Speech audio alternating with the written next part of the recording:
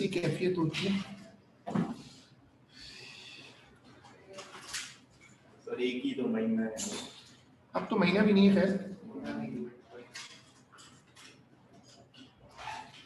Sir Cambridge पे कोई update आई? अभी तक तो वही है कि वो आपकी लोकल गवर्नमेंट्स को फॉलो करेंगे या फिर मेन आपकी जो फेडरल गवर्नमेंट है उसको फॉलो करेंगे। अगर फेडरल गवर्नमेंट डिसीजन लेती है तो वो तो फिर पूरे मुल्क पे अप्लाई हो जाएगा। सर लेकिन डिले का ऑप्शन हो सकता है। डिले का हमने एप्लीकेशन हम कह रहे हैं कि हमने डिले की एप्लीकेशन दी है। तो करते तो नहीं है, उनकी ये पॉलिसी तो नहीं है, लेकिन ये एक हिस्ट्री में कुछ एग्जांपल्स हैं। जैसे इंडिया ने अपने पेपर परमानेंटली आगे करा लिए थे, मार्च सेशन जो था। तो अगर उस तरह को स्पेशल अरेंजमेंट, क्योंकि हम इस इलाके में शायद हम ही रह गए, बाकी लोग तो भाग गए छोड़ के। देखो हम पहला क्वेश्चन रख रहे हैं डायनेमिक्स में 2D मोमेंटम, और मैंने ईयर नंबर बोर्ड पे लिखा है। सर ये मैं कर चुका हूं। वेरी गुड, दोबारा कर लो हमारे साथ। तुमने कॉपी बुक में किया हुआ? जी सर। अच्छी बात है। तुम आज फिर आप बगैर देखे कर लो ना, रजिस्टर निकाल दो और बगैर तुम्हारी प्रैक्टिस हो जाएगी। एक रजिस्टर निकालो और बगैर देखे कर लो। देखो अब ये है मार्च 2019 22 का 3। अच्छा सर मुझे आपसे सवाल पूछना था कि नेटवर्क्स वाला टॉपिक है, वो आप कब करवाएंगे? मंडे ट्यूसडे को करा दूंगा, वो आने का चांस तो है नहीं। वो एक सवाल कराने में आधा घंटा। काफी एमसीक्यूज वगैरह नहीं, नेटवर्क पे एमसीक्यूज नहीं है। वो तुम्हें जो लग रहा है वो नेटवर्क नहीं, नेटवर्क तो बहुत ही खराब। तुम देखो सर मतलब रजिस्टर्स करने। हाँ, वो तो एमसीक्यूज है, वो करवा लो। लेकिन जो नेटवर्क जिसे कहते हैं ना टॉपिक, वो तो अब नहीं आता, इसलिए कि वो बहुत ज्यादा टाइम जाया करता था। तो वो तो अब उनका नजर आ रहा है ट्रेंड के, वो उस तरफ नहीं जाएंगे। सर नेटवर्क में सिर्फ वो बैटरी कनेक्ट करके और आप दो हाँ, मतलब बैटरीज होती है, लेकिन रजिस्टर के मल्टीपल लूप्स होते हैं। वही बता रही है ना। हाँ चलो, अब ये वाला क्वेश्चन पढ़ो। Two balls x and y move along a horizontal frictionless surface as illustrated. Ball x has an initial velocity of 3 in a direction along line AB. Ball y has a mass of 2.5 kg and an initial velocity of 9.6 in a direction at an angle of 60 degree to line AB. The two balls collide at point B. सही है, दोनों balls आकर B पर hit हुई। ये कह रहा है कि बॉल आकर, देखो कोलाइड कहां पर हुई, बॉल कोलाइड किस पोजीशन पर हुई है? हाँ, जो बॉल है वो पॉइंट पी पे कोलाइड हुई, ये बॉल का कोलिजन है। The two balls collide at point B, the balls stick together, कोलिसिस हो जाता है, then travel along the horizontal surface.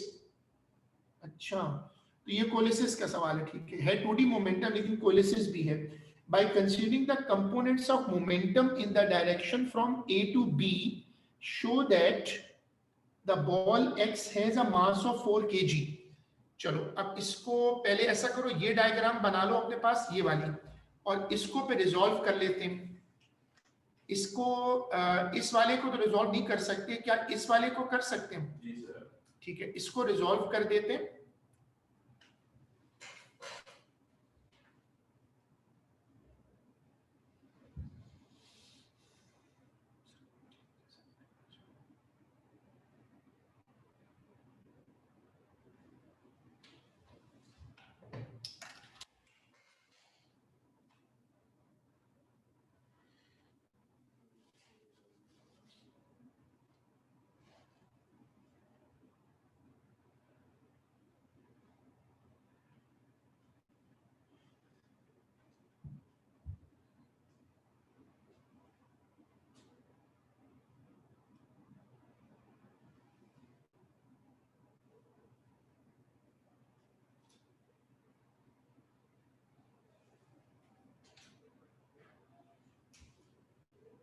Resolve हो गए।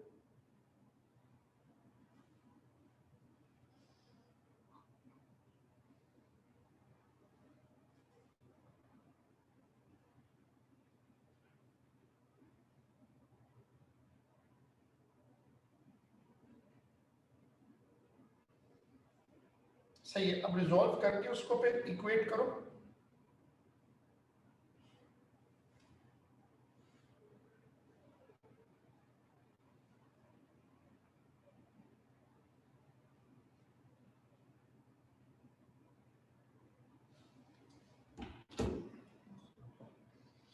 अब अगर आप ये वाली पोजीशन रिजॉल्व पे लेकर जाते हो,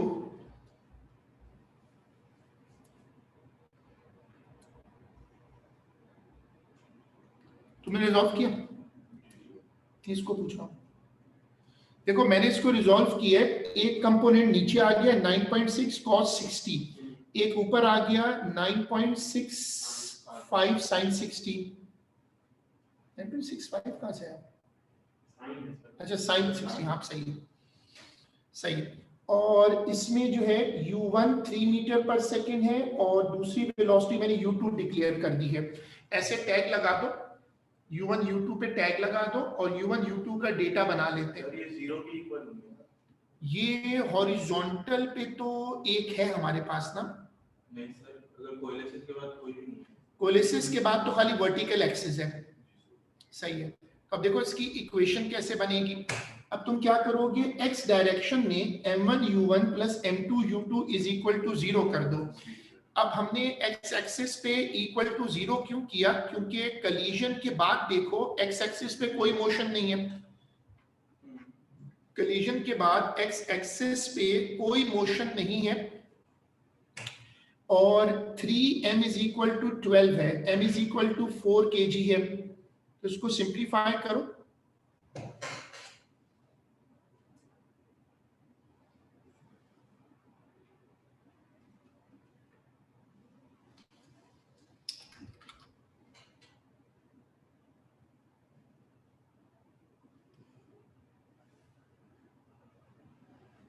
सर आप यहाँ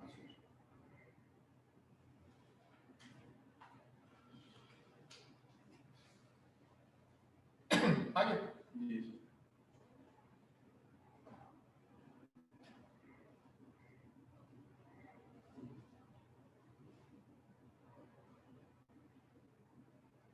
अब इसका फिर अगला पार्ट करते हैं।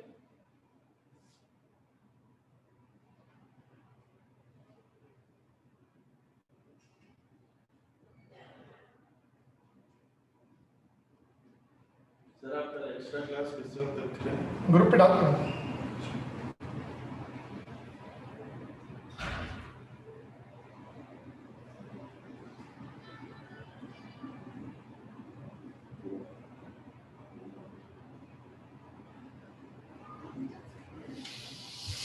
चलो अब इसमें देखो कि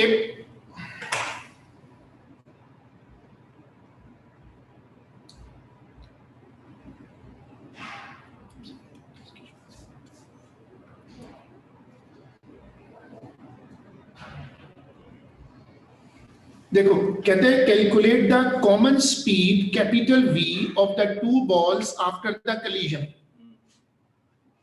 सर तो वर्टिकल कंपोनेंट से निकाल वर्टिकल कंपोनेंट से निकाल सकते common speed V of the two balls, हाँ ऐसा करते हैं ना, वर्टिकल कंपोनेंट पे, अब वर्टिकल सिर्फ अपवर्ड है, वर्टिकल में डाउनवर्ड नहीं है, तो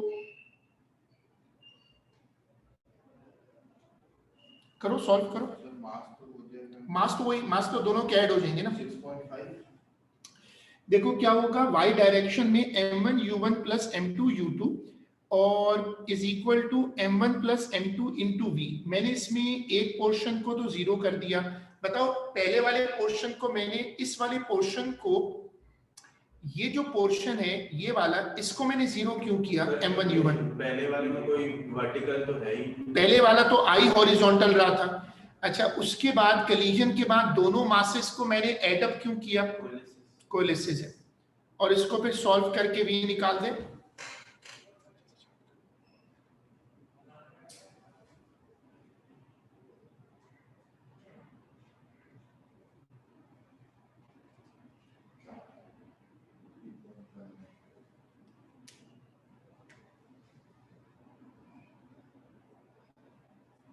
अच्छा सर अगर हमारा अभी इसमें v नेगेटिव आता तो नहीं, v नेगेटिव कैसे आ सकता है? क्योंकि तो अपवर्ड है ना। अपवर्ड में, अपवर्ड के केस में वेलोसिटी नेगेटिव कैसे हो सकती है? अच्छा सर अगर x एक्सिस से नीचे हो तो फिर नेगेटिव हो। हाँ अगर डाउनवर्ड हो। चलो पढ़ो। Determine the difference between the initial kinetic energy of ball x and the initial kinetic energy of ball y। ये कैसे करेंगे? हाफ mv स्क्वायर दोनों पे लगाएं। हाफ mv स्क्वायर दोनों पे लगाते हैं। बोलो sir half mv square minus half mv। हाँ, तो ऐसा करते हैं कि डेल्टा ई के में दोनों का मास रखते हैं, स्पीड रखते हैं और माइनस कर देते हैं। ये वाली वर्किंग चेक करें।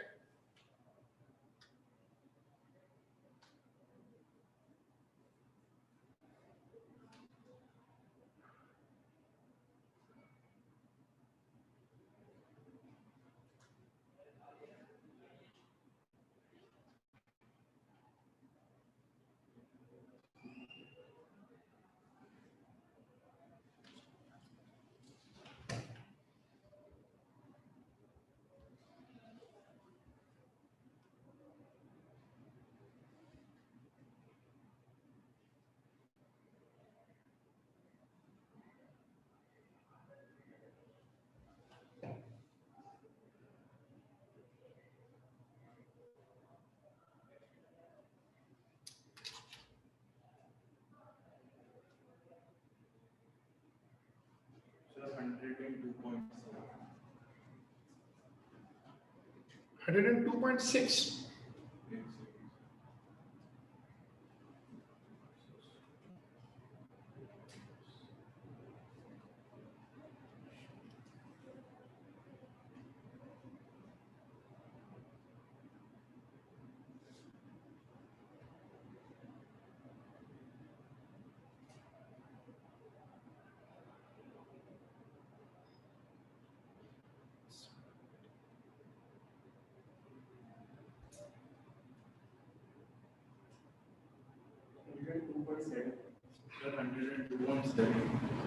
2.7 जी सर, वहाँ पे आपसे गलत है।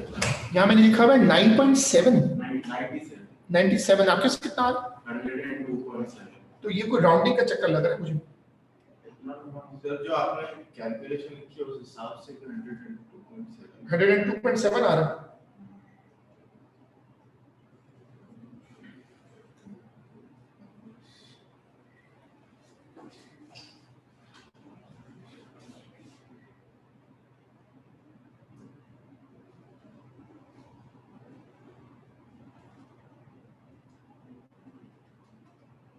सर 102.7। फिर ये हो सकता है कि मैंने गलत कैलकुलेट किया हो। तो आप लोगों के पास अगर दोनों के पास 102.7 आ रहा है तो फिर ये 102.7 ही होगा।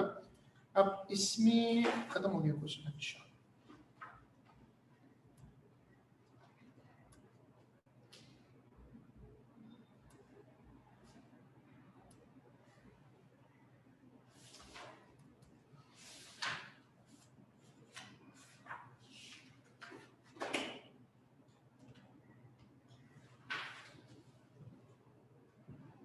सर इसका आंसर पीछे 97 ही है जो आपने लिखा है। फिर पीछे से 97 है। जी सर। तो फिर कोई ऐसी चीज तो नहीं जो हम मिस कर रहे हैं? सर ऐसा तो नहीं है कि इसमें साइन वगैरह लगाएंगे?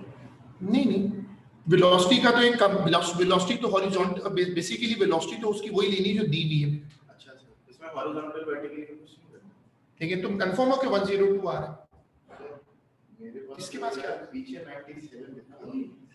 बस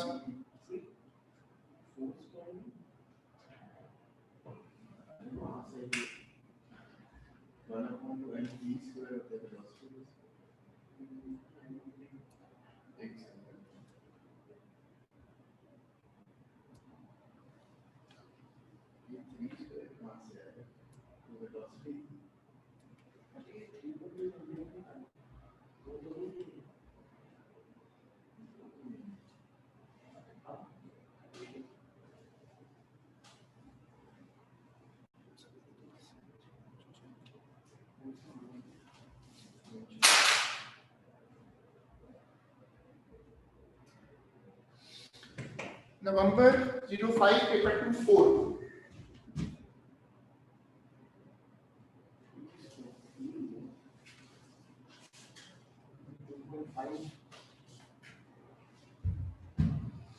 चलो शुभ अभी ये कर लेते हैं, तो डबल चेक बाद में कर लेते हैं।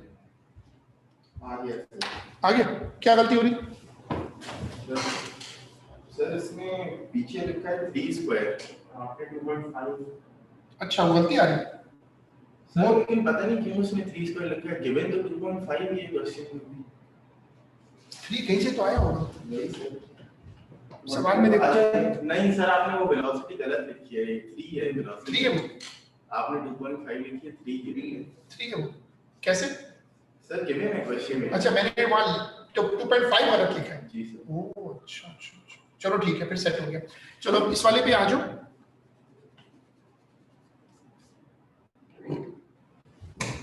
कहता है a trolley of mass 930 gram is held on a horizontal surface by means of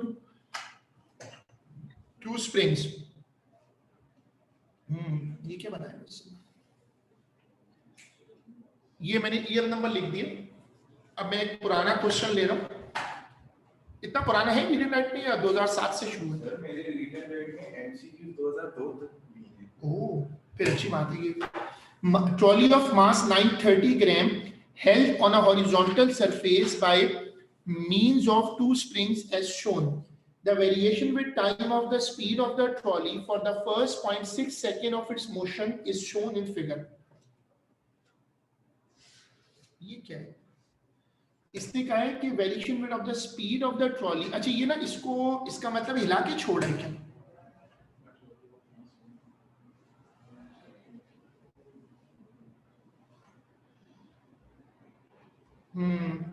ये ऐसा लग रहा है ट्रॉली को ना किसी एक साइड पे दबा के छोड़ेगा तो ये ट्रॉली दोनों तरफ हिलेगी, तभी इसकी स्पीड देखो। इसका जो ग्राफ है, इसका ग्राफ कहता है कि स्पीड 0 पे बढ़ती जाएगी, 0 से बढ़ती जाएगी, यहाँ की स्पीड मैक्स हो गई और फिर स्पीड कम होती जाएगी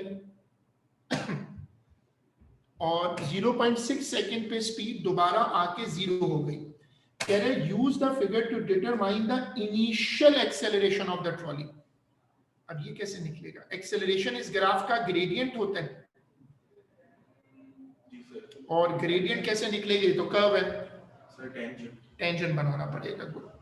तो आप इसका फिर अब टेंजेंट अंदाजे से बना लो अभी इमेजिनेशन की हद तक कि लाइन काफी हद तक सीधी तो है लेकिन कर्व है। सर ये वेलोसिटी सेंटीमीटर में, हाँ वो तो बाद में सेट कर लेंगे, लेकिन अगर ये तुम्हारे पास पेपर होता ना तो तुम इसको ऊपर ड्रॉ कर लेते। असल में इस क्वेश्चन को करवाने का मकसद, ये मैंने टेंजेंट इस वक्त यहाँ दिखाया है, ये टेंजेंट देखो मैंने ऐसे बनाया, ये टेंजेंट बनेगा और फिर हम 2 पॉइंट्स लेकर उस पर ग्रेडियंट निकाल लेते हैं। तो ये वर्किंग ऐसे ही शेयर कर लो ताकि ये याद हो जाए। सवाल तो कहीं ना कहीं से मिल ही जाता है। अच्छा सर, मतलब आप बोल रहे हैं कि वो ट्रॉली को खींच रहा है फिर छोड़ रहा है, ऐसे लग रहा है, तो उससे स्प्रिंग की एक्सटेंशन भी हो रही है और फिर ट्रॉली एक तरफ जाके रुक रही है फिर वापस आ रही है। तो अब देखो इसका पार्ट 1 जो है वो ग्रेडियंट से निकलेगा।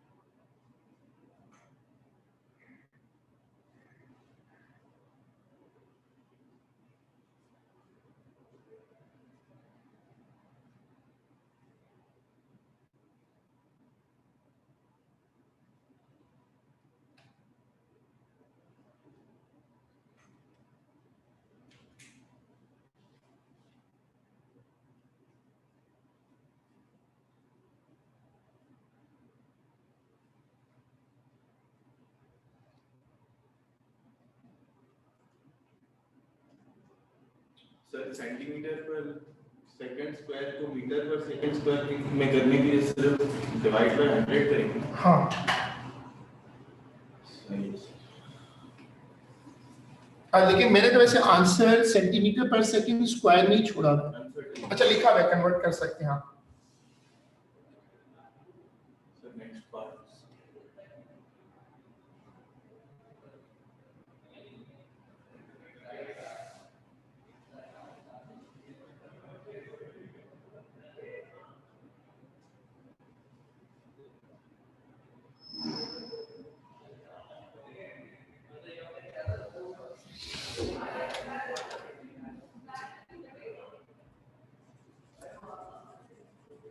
देखो दूसरा part, the distance moved during the first 0.6 second of the motion.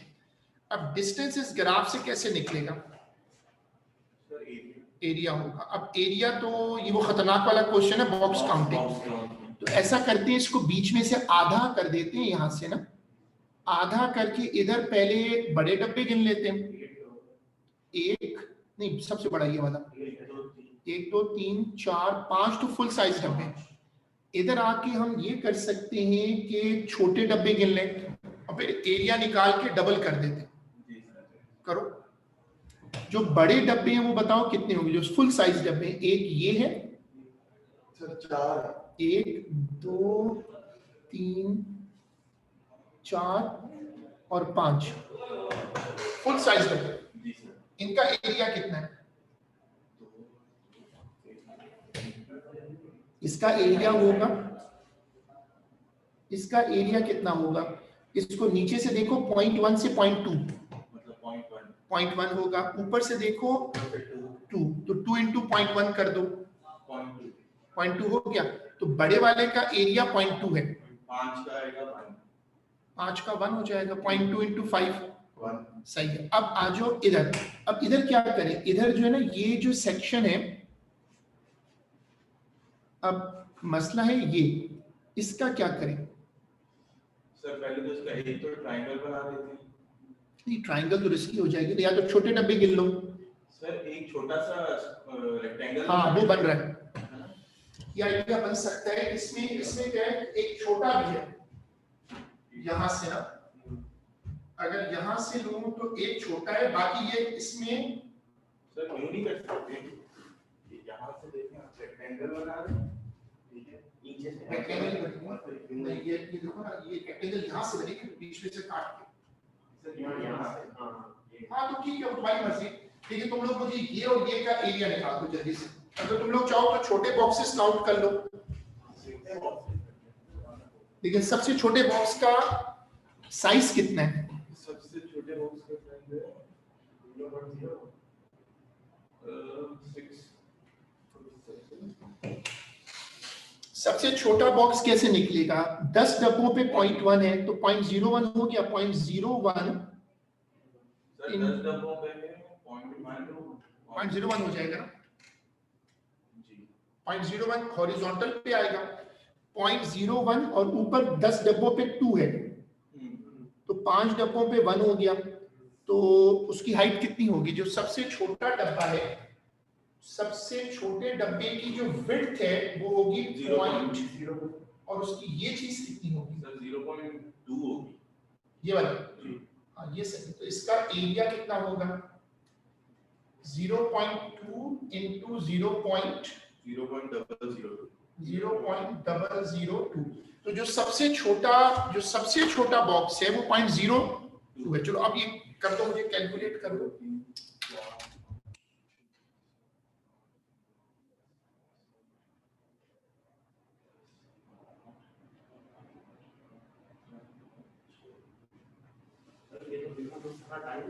बिल्कुल, ये तो मुसीबत है इसकी।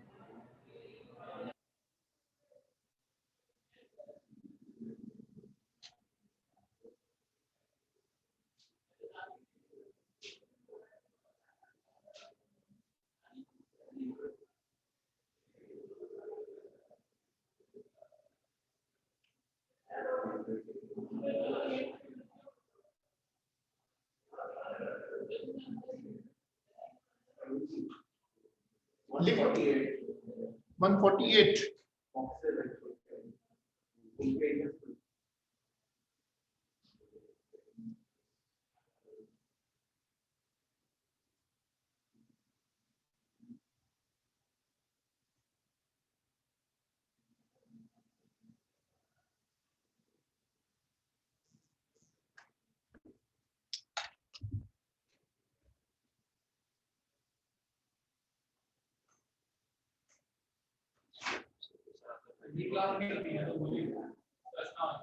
वालेकुम सलाम। क्या हो?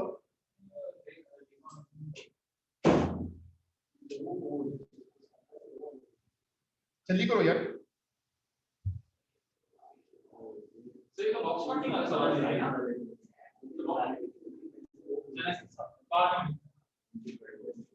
टोटल एरिया है वो है 3.00 सेंटीमीटर 3.00 सेंटीमीटर।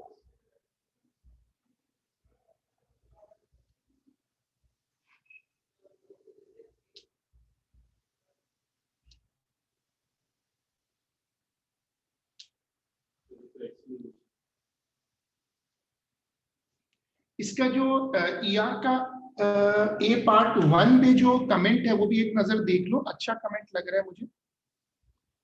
एग्जामिनर कहते हैं कि many answers for the initial action will derive from the coordinate of a point on the curve within the first 0.1 second of the motion. Usually, such answer fail to explain this is an approximation to the gradient. Very few candidates say that what is required is the gradient of the. तो ये हमने पहले discuss कर लिया था। इसका मतलब वो ओ लेवल की एक मेमोरी बना रहे, तो ओ लेवल में हम मार्क्स दे देते थे अगर बच्चा डायरेक्ट ग्राफ से ले ले।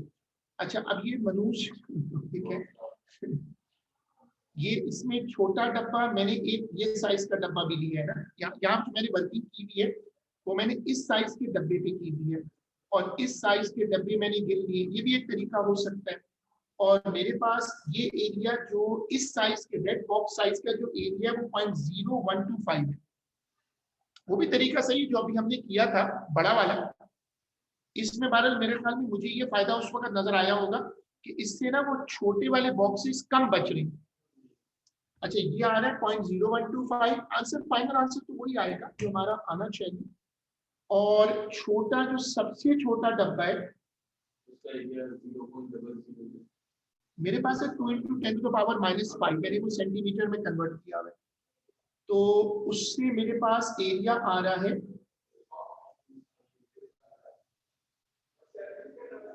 106 स्मॉल बॉक्सेस है।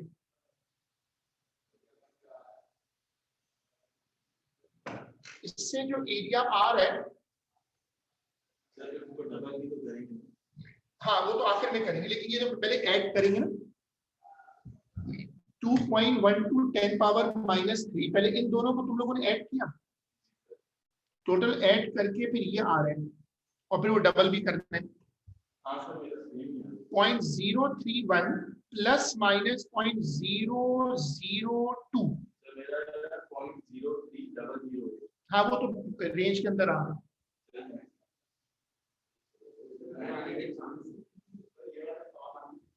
चांस तो अल्लाह ना करे ऐसा सवाल नहीं है। बॉक्स काउंटिंग छोड़ नहीं सकती, चॉइस थोड़ी है। बॉक्स काउंटिंग टाइम बहुत जाया करता है। चलो अब ये वाला पार्ट करो।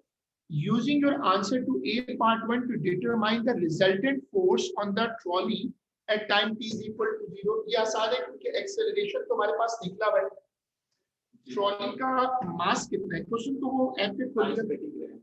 930 ट्रॉली का मास है 930 ग्राम से 0.93 kg।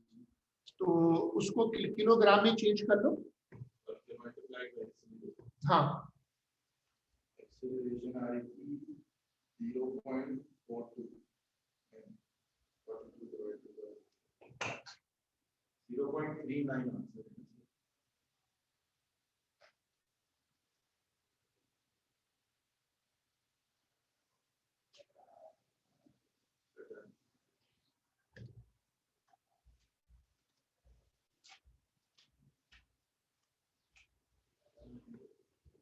अब आगे पढ़ो। Describe qualitatively the variation with time of the resultant force acting on the trolley during the first 0.6 second of the motion. अब सवाल में ये कह रहा है रिजल्टेंट फोर्स को डिफाइन करो, लेकिन ग्राफ तो वेलोसिटी टाइम है। वेलोसिटी टाइम का मतलब है कि उसका जो ग्रेडियंट है वो क्या है, उसका जो ग्रेडियंट है वो एक्सेलरेशन है। तो आप एग्जामिनर को एक्सेलरेशन पे पिक कर लो, आप उसको बोलो कि देखो यहाँ से लेकर यहाँ तक एक्सेलरेशन यानी ग्रेडियंट कम होता गया, यहाँ पहुंच के ग्रेडियंट क्या हो गया, 0। यहाँ से फिर आगे ग्रेडियंट यानी एक्सेलरेशन नेगेटिव हो गया और बढ़ता गया और यहाँ पहुंचकर उसी वैल्यू पे आ गया जिस वैल्यू से। अच्छा, हमें ये पता है कि हम डिफाइन तो एक्सेलरेशन को कर रहे हैं, लेकिन एक्सेलरेशन का रूट किसके साथ पैरेलल हो जाता है, क्योंकि वो पूछ वैसे उस पे रहा है किसके ऊपर, रिजल्टेंट फोर्स पे। तो तुम आंसर लिखना शुरू करो कि ऐसी पैराग्राफ बना लेते प्रैक्टिस के लिए। अगर आपने ईयर नंबर डाला हुआ है तो आप आंसर लिख लो। नहीं, वो तो इंग्लिश पढ़ो ना, वो कह रहे हैं डिस्क्राइब क्वालिटेटिवली। अब उसके दिल में ये है कि तुम ग्राफ से एक्सप्लेन करोगे। तो तुम अब देखो, तुम पहले एग्जामिनर को सबसे पहले तो ये बात कन्विंस कर दो, सबसे पहले तुम एग्जामिनर को ये बात समझा दो कि देखो इस ग्राफ का जो ग्रेडियंट है, इस ग्राफ का जो ग्रेडियंट है वो क्या है, और acceleration is directly proportional to resultant force. तो इसका मतलब ये है, असल में स्टोरी पहले इससे लिखो। तो आप लिखना शुरू करिएगा, इसमें लिखिएगा पहले तो ये लिख दीजिएगा gradient is equal to acceleration, लिख दें ग्रेडियंट इज एक्सेलरेशन, और फिर कॉमा डाल के लिख दें resultant force is directly proportional to acceleration. लिख दें resultant force is directly proportional to acceleration. फिर फुल स्टॉप डाल के लिखें कि from t0 to t0.3, from t0 to t0.3, resultant force is decreasing. Resultant force is decreasing until it becomes 0 at 0.3 second. Until it becomes 0 at 0.3 second. Then the object retards. हमें कैसे पता object decelerate कर रहा है फिर, हाँ, then object retards, resultant force is now negative, resultant force is now negative, मैंने इसकी नोट्स भी बनाए हैं, resultant force is now negative, it decreases, it increases, and at 0.6 second it reaches the same value, and at 0.6 second it reaches the same value.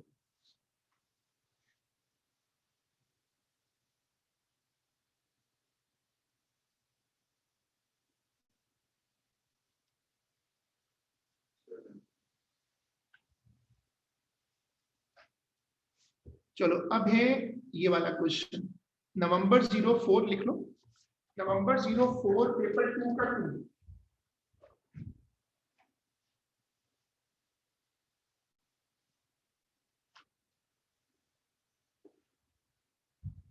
November 04 paper 2 का 2। चलो अब ये वाला क्वेश्चन अगर तुम लोग ऐप पे खोल लो, अगर ऐप है तो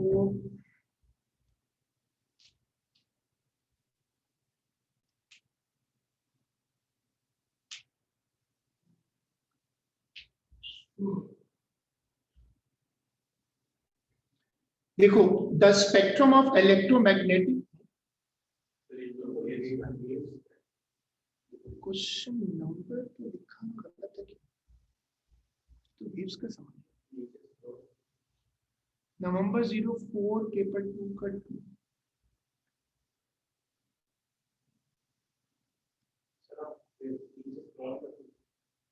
स्क्रॉल करो,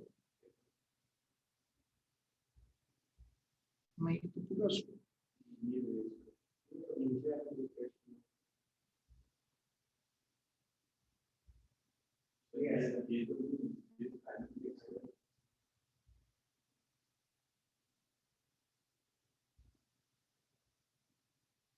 ये लगा, ये बिक्स है, काइनेमेटिक्स और डायनामिक्स दोनों है,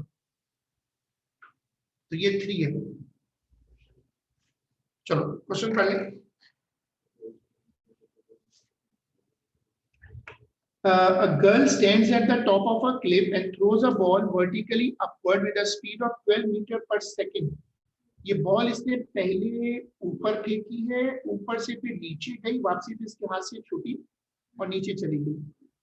ठीक है, अब आगे पढ़ो। वो कहता है कि at the time that the girl throws the ball, her hand is a height edge above the horizontal ground. The base of the variation with time of the speed of the ball is shown. अब ये graph कहता है, अच्छा वापसी पर काफी लंबा distance होगा, ये ग्राफ कहता है कि स्पीड पहले कम होती गई, यहाँ पर ये हाईएस्ट पॉइंट आ गया, वेलोसिटी 0 हो गई, उसके बाद स्पीड बढ़ना शुरू हो गई, स्पीड बढ़ती गई यहाँ तक आ गई, ये स्पीड क्या हो गई, स्पीड मैक्सिमम हो गई। यू टर्न तो फिर यहाँ लग रहा है मुझे। चले, अब कहता है speeds in the upward direction are shown as being positive, speeds in the downward directions are negative. State the feature of figure 3.2 that shows that the acceleration is constant. तो तुम बोलोगे हाँ, ये जो लाइन है, ग्राफ की line straight है और स्ट्रेट लाइन का मतलब ग्रेडियंट, तो तुम बोल दोगे स्ट्रेट लाइन ग्रेडियंट कांस्टेंट। अब आ जाओ इधर, use figure 3.2 to determine the time at which the ball reaches maximum height. ये जो मैक्सिमम हाइट होती है ये यहाँ होगी इधर, जब वेलोसिटी 0 है, तो डिस्टेंस, हाइट का मतलब है डिस्टेंस, तो क्या ये वाली ट्राइंगल का एरिया निकाल सकते हैं? चलो टाइम बताओ, टाइम तो बेटा ठीक कर लो, टाइम है 1 लग रहा है, 1 पॉइंट, हाँ कैसे कर टाइम सही, ये कहाँ लग रहा है टाइम 1 पॉइंट,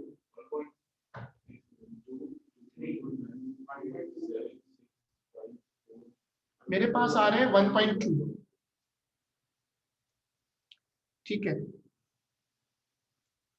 फिर use figure 3.2 to determine the time at which the ball reaches the maximum height. उसके बाद part 2, hits the ground at the base of the Cliff.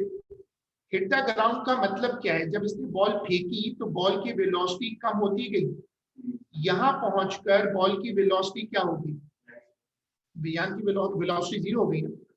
उसके बाद यहां से बॉल अब नीचे नीचे जा रही है, नीचे जाती गई, ये जाकर उस बॉल ने, ये जगह बॉल ने बेस को हिट किया होगा और ये टाइम मांग रहा है। ये सर वो बेस नहीं जहां से इसको थ्रो किया, नहीं वो बेस थोड़ी है, देखो ना बेस दिखाई थी ना,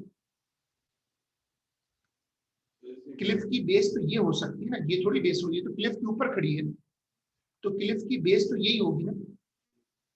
तो अब इसमें वो कह रहा है कि टाइम बताओ जब जाकर ये हिट कर रहा है, तो इसमें आंसर हो जाएगा 4 पॉइंट,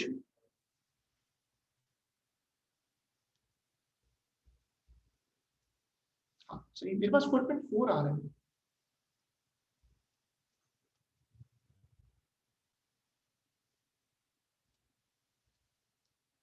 देखना पड़ेगा 4.4 है या 4.5 है,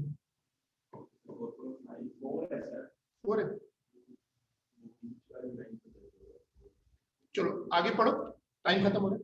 determine the maximum height above the base of the cliff to which the ball rises. Sir हमारे पास वेलोसिटी है और नहीं असल में तो ये ग्राफ से जाना पड़ेगा ना, क्योंकि इसने ग्राफ दिया हुआ है। तो ये जो पोर्शन है ये है मोशन गोइंग अपवर्ड या गोइंग डाउनवर्ड, ये अपवर्ड है, ये मोशन है डाउनवर्ड। तो अब मुझे वो कह रहे हैं किसकी हाइट निकाल दे, किसकी हाइट निकालना है?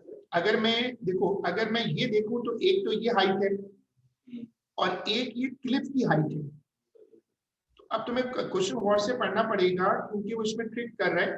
Determine the maximum height above the base of the cliff which the ball rises. तो इसका मतलब है कि क्या हमें ये टोटल हाइट निकालनी है, और ये टोटल हाइट बेसिकली यहां से शुरू हुई, यहां से लेकर यहां तक, ये टोटल हाइट है, इसका एरिया निकाल दो। हाइट का मतलब है डिस्टेंस, हाइट का मतलब है डिस्प्लेसमेंट, और डिस्प्लेसमेंट का मतलब है area under the curve.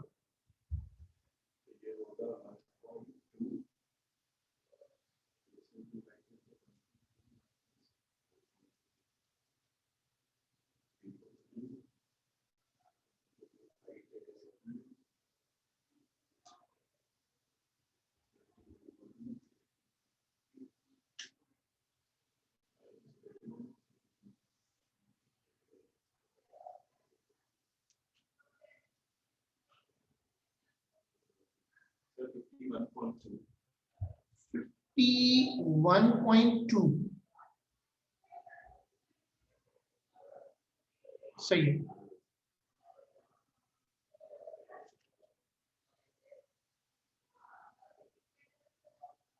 Sir अगर डिस्प्लेसमेंट निकालनी है तो मैं मेडिकल दे दूंगा।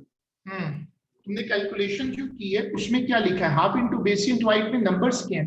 सर एक है आपका, एक तो ज़रा हाफ होगा, सर एक होगा हाफ, दूसरा होगा 4.4 4.4 माइनस है, 4.4 माइनस 1.2 4.4 माइनस 1.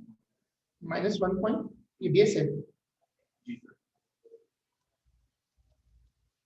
3.3 4.4 माइनस 2.3 आ रहा है, इसका आंसर ठीक आ रहा है।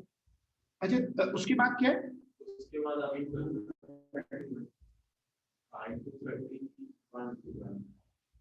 डबल चेक करो। 32 32 है। और सर डिस्टेंस निकालना है, इस वजह से हम लोग वेलोसिटी को नेगेटिव नहीं लेंगे। हाँ बस वैसे भी एरिया है ना, एरिया तो कभी भी नेगेटिव में तो नहीं हो सकता।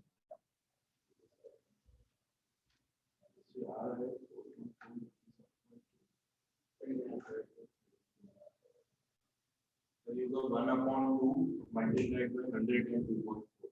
100 का से सर 1/2 मल्टीप्लाइड बाय 100 and 2.4, तो फिर आपसे 51.2 है।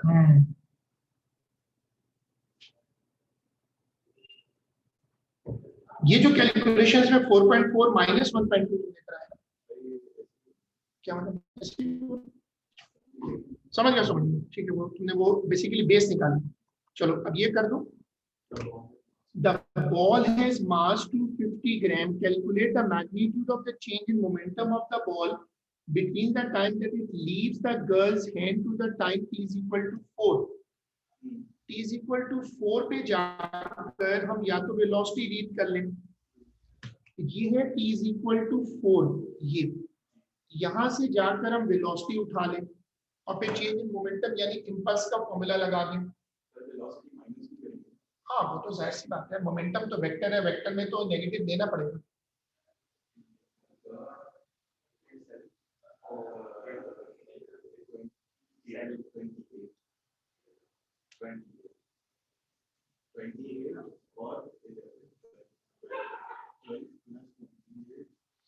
क्या वेलोसिटी क्या आ रही है इस पर? वालेकुम अस्सलाम। मास उसने दिया था ना 250 ग्राम। सर 10 आ रही है, चेक करो सर आ गया। इसको क्या है? आपने रिकॉर्ड की? हाँ